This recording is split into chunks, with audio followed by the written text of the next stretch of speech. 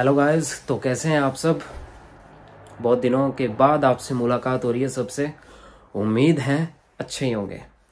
आज के इस व्लॉग में हम आपको बताएंगे नए अपडेट्स के बारे में जो रिसेंटली यूके गवर्नमेंट ने दिए हैं, और जो कुछ स्टूडेंट्स के फेवर में भी है, कुछ इतने नहीं हैं, पर कुछ अच्छे भी हैं, कुछ बुरे भी हैं। तो आज हम वो डिस्कस करेंगे। तो शुरू करते हैं, पर शुरू करने से पहले जल्दी से सब्सक्राइब बटन दबा दीजिए ताकि मुझे थोड़ा मोटिवेशन मिले, ताकि मैं आपके लिए कंटिन्यूअस वीडियोस ला सकूं। ठीक है, और आने वाले टाइम में आई होप आपको कुछ अच्छी और वीडियोस ला के दूँ, कुछ यूनिक। क्योंकि यूके में आने के बाद लोग घूमने जाते हैं, तो घूमने कहाँ कहाँ जाएं और कैसे अप्लाई करें वो भी बताऊं। तो उस चीज़ को जानने के लिए आप प्लीज़ मेरे चैनल को सब्सक्राइब करें, लाइक करें एंड कमेंट करें। ठीक है, तो सबसे पहले हम डिस्कस करते हैं। अभी कुछ दिनों पहले एक न्यूज़ आई थी कि जैसे जो मास्टर्स पर आते हैं रिसर्च बेस्ड कोर्सेज पे, सिर्फ उन्हीं को डिपेंडेंट वीज़ा मिलेगा। ये एक प्रपोज़ल है। जी हाँ, ये प्रपोज़ल दिया है, पर देखो कब तक लागू होता है। पर बात ये है कि यूके गवर्नमेंट का एक रूल है कि जब अगर आप यहाँ पे हो यूके में और उस टाइम में वो चीज़ लागू नहीं हुई, तो वो आप पे इम्प्लीमेंट नहीं कर सकते। अगर आप इंडिया में हो और उससे पहले वो चीज़ अमेंडमेंट हो गई है, पास हो गई है और लागू हो गई है, फिर चांसेस है कि आपके ऊपर खतरे की घंटी है, पर उससे पहले डरने की ज़रूरत नहीं है। ठीक है, तो मास्टर्स पे अभी जैसे डिपेंडेंट वीज़ा पे आप आ सकते हैं। अभी तक ऐसा कुछ नहीं हुआ, अभी सिर्फ डिस्कशन ही चल रहा है, बिल पास नहीं हुआ है। ठीक है, और दूसरी सबसे अच्छी न्यूज़ ये है स्टूडेंट्स के लिए कि ये कह रहे हैं कि अभी वर्किंग आवर्स बढ़ा रहे हैं, है ना। तो जैसे कि कनाडा वालों ने भी बढ़ा दिया है, ऑस्ट्रेलिया वालों ने भी बढ़ा दिया है। तो इससे बेनिफिट तो ऑब्वियसली मिलेगा, क्योंकि अभी जैसे स्टूडेंट 20 आवर्स काम करते हैं तो उनको एनआई पे काम करते हैं, तो इतना उनका नहीं खर्चा निकल पाता। लेकिन जब अगर उनको वर्किंग लिमिट्स, आवर लिमिट्स की कुछ नहीं होगा, मतलब, तो फिर वो अच्छे से अपने मन के अकॉर्डिंग काम कर सकते हैं, जब तक वो थक ना जाए या जब तक वो उनकी बॉडी एग्जॉस्ट ना हो जाए कि हाँ अब बस शरीर ने बस कर दिया, अब हम घर पे जाके सोएंगे। ठीक है, तो अच्छे वर्किंग आवर्स मिलते हैं तो लोगों की फीस भी निकल जाती है, स्टूडेंट का मेंटली प्रेशर भी कम हो जाता है, और वो यूके को पसंद भी करने लगेंगे। क्योंकि कुछ एक होते हैं कि वो कहते हैं कि नहीं, वर्किंग आवर्स बहुत कम है तो मज़ा नहीं आ रहा काम करने का, तो वो लेफ्ट भी कर जाते हैं कंट्री। तो अगर वर्किंग आवर्स अच्छे होंगे तो सबके लिए अच्छा है। और एक आ रही है, एक और बिल पास हुआ है जो यूथ मोबिलिटी स्कीम है।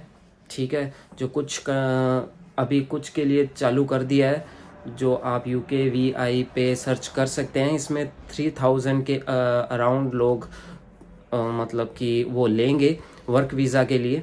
ठीक है, वो आपको देंगे, और उसकी क्या क्राइटेरिया है वो आप UKVI पे यूथ मोबिलिटी स्कीम में जाके देख सकते हैं, जिसमें आपको एक ईमेल भेजनी पड़ेगी उनको।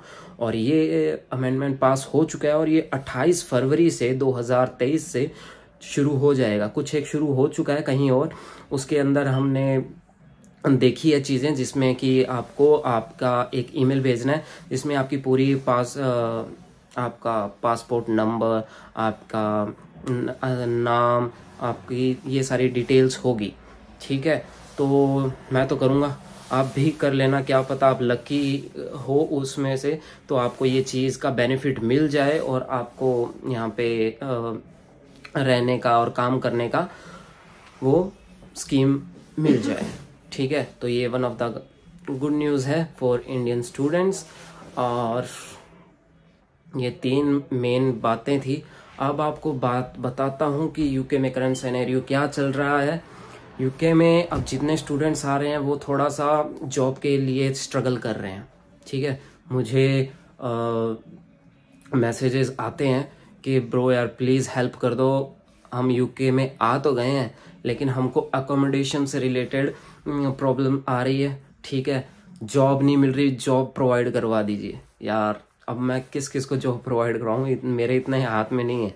मैं भी आपकी तरह एक स्टूडेंट हूँ, मैं भी जो प्रॉब्लम्स आप फेस कर रहे हैं मैं भी वो फेस करके ही यहाँ तक आया हूँ, और इन समहाउ मैं फेस कर भी रहा हूँ वो चीज़ें। ठीक है, मेरे पास जितने मेरी कैपेबिलिटी है, जितना मैं किसी को हेल्प कर सकता हूँ उतना मैं कर देता हूँ, लेकिन मैं हर एक इंसान को एक मतलब कि नहीं कर सकता, वो मेरे बस में नहीं है, अभी तक तो बस में नहीं है। जिस दिन बस में आ जाएगा तो मैं सबकी हेल्प करूँगा। ठीक है, तो आई नो यहाँ पे आप जब आते हैं तो आप एक न्यूबी होते हैं, आपको मतलब जैसे कि एक बच्चा शुरू में सब कुछ सीखता है, जब आता है चलना खाना पीना सब कुछ, तो वैसे ही आप नए देश में आते हैं तो आपको नई चीज़ें सीखनी पड़ती है, यहाँ का तौर तरीका सीखना पड़ता है, वो चीज़ें सीखने में टाइम लगता है, तो उस टाइम को आपको देना पड़ेगा। ठीक है, वो टाइम दोगे तो वो आपको बेनिफिट मिलेगा। आप आ रहे हो, आपको होच पोच में मत रहो। ठीक है, आपको सबसे पहले आप अकोमोडेशन ढूंढो आप अच्छा सा, और उसके बाद अकोमोडेशन के बाद थोड़ा पेशेंस रखो।